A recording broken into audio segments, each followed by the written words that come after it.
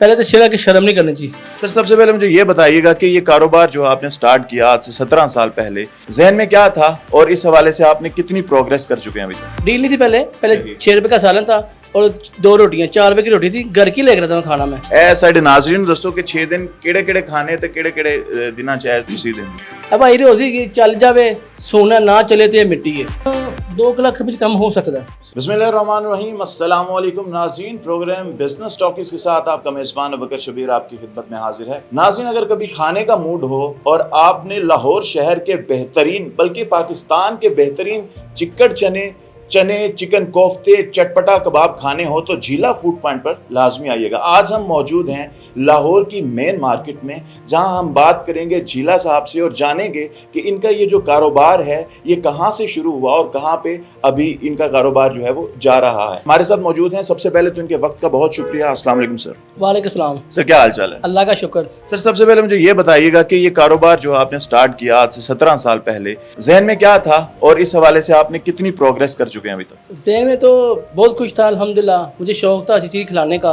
बेसिकल मैं इधर 17 साल से हूँ। पहले मैं छोटी छोटी हांडी लेकर आता था, यकीन करो तब डील थी मेरी 6 रुपए की। डील नहीं थी पहले 6 रुपए का सालन था और 2 रोटियां 4 रुपए की रोटी थी, घर की लेकर आता था खाना मैं। मुझे खाने का शौक था, मैं अमेरिका में लगाता था, बस मुझे अच्छी चीज़ लगाने का शौक था। 6 दिन 6 खाने में तो अभी कुछ साल को है मैंने शुरू किया है। बाकी मेरी 30 खानी है अल्हम्दुलिल्लाह। मैंने अंडा टिक्की भी लगाई है, मैंने छोटा गोश्त भी लगाया मैंने। वो मेरी यकीन करे आज से 15 साल पहले वो 30 रुपए की एक प्लेट थी मेरी, और आलू कीमे की प्लेट मेरी 15 रुपए की प्लेट थी, और चनों की 6 रुपए की प्लेट थी। ये मेरी ज़िंदगी का राज है, जो कमाना अपनी वाम जो ला छड़ना।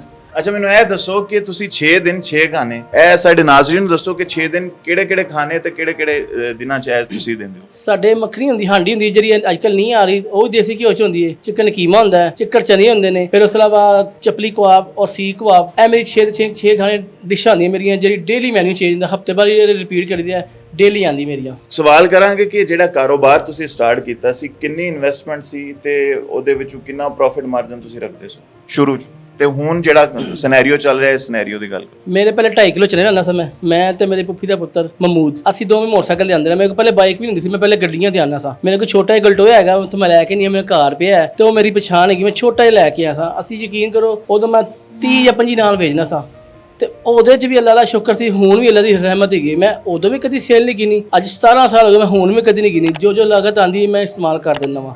ਅੱਗੇ ਵੀ ਭਾਈਆਂ ਪੁੱਛੇ ਸੀ ਯਾਰ ਤੇਰੀ ਸੇਲ ਕਿੰਨੀ ਹੈ, ਤੇ ਮੈਂ ਕਦੀ ਗਿਣੀ ਨਹੀਂ। ਜੇ ਮੈਂ ਸੇਲ ਗਿਣਾਂਗਾ ਨਾ ਫਿਰ ਮੈਂ ਕੰਮ ਨਹੀਂ ਕਰ ਸਕਦਾ। ਫਿਰ ਜਿੰਨੇ ਬ੍ਰਾਂਡ ਹੋਟਲ ਹੈਗੇ ਨੇ ਸਾਰੇ ਉਹ 1 ਰੁਪਏ ਦਾ ਹਿਸਾਬ ਕਰਦੇ ਨੇ, ਫਿਰ ਉਹ ਸਭ ਚੀਜ਼ਾਂ ਬੰਦ ਹੋ ਜਾਏਗਾ, ਫਿਰ ਨਸ਼ਾ ਸਭ ਖਤਮ ਹੋ ਜਾਏਗਾ।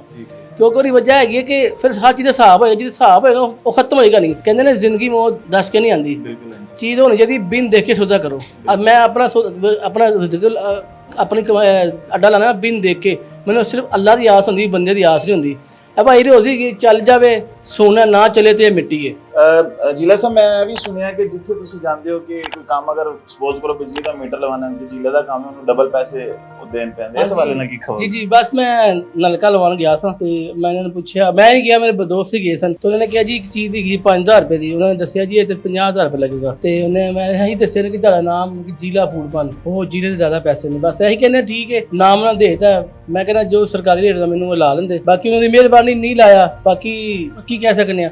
ਮੈਂ ਸ਼ੁਰੂ ਤੋਂ ਮੁਸ਼ਕਿਲਾਂ ਕੱਟੀਆਂ ਨੇ, ਮੇਰੇ ਰੱਬ ਨੇ ਮੈਨੂੰ ਪਾਰ ਕੀਤੀਆਂ ਨੇ। ਮੈਨੂੰ ਪਾਣੀ नहीं भी जाएगा, मैं मिनरल वाटर बोतल यूज़ कर लूँगा और दूसरी पैसे बोतल यूज़ कर लूँगा। अच्छा, मुझे ये बताएं कि आखिरी सवाल आपसे कि मुझे ये बताएं कि जो ये कारोबार जिन्होंने करना है वो किस तरह कर सकते हैं ते इहदे वास्ते मिनिमम कितनी इन्वेस्टमेंट चाहिए ते किहड़े असूल ने जिहड़े उत्ते अमल करन ते कामयाब कारोबार कर सकते? सब तो पहले कारोबार करन 100 बिस्मिल्लाह अच्छा काम है। पहले तो शेरा की शर्म नहीं करनी चाहिए। बाकी ਜਿਹੜੇ ਭਰਾ ਕਰਨਾ ਚਾਹੁੰਦੇ ਨੇ ਕੰਮ, ਜੋ ਅਨਪੜ੍ਹ ਹੈਗੇ ਨੇ, तो 100 ਬਿਸਮਿल्लाह ਉਹ ਕੰਮ ਕਰਨ, ਇਨਸ਼ਾਅੱਲਾ ਤਾਲਾ ਬਰਕਤ ਜ਼ਰੂਰ ਪਏਗੀ ਅੱਲਾ ਦੇ ਹੁਕਮ ਨਾਲ। ਬਾਕੀ ਅੱਲਾ ਦਾ ਯਕੀਨ ਨਹੀਂ ਛੱਡਣਾ ਚਾਹੀਦਾ। ਆਪਣਾ ਕੰਮ ਜਿਸ ਤਰ੍ਹਾਂ ਮਰਜ਼ੀ ਕੰਮ, ਆਪਣਾ ਦੁਕਾਨ ਲੈਣ, ਛੋਟਾ ਢਾਬਾ ਲਗਾ ਲੈਣ, तो उठे शुरू कर देना। जो भी काम करे अल्लाह की आस पर करना चाहिए और गैप भी अल्लाह की मांगनी चाहिए, किसी की मांगनी चाहिए। बहुत शुक्रिया जिला साहब आपका। जी तो नाजरीन, झीला एक नशा है और ये वो नशा है जो हलाल है। मुझे दीजिए इजाज़त, मैं फिर हाजिर होऊंगा। तब तक के लिए अल्लाह हाफिज़।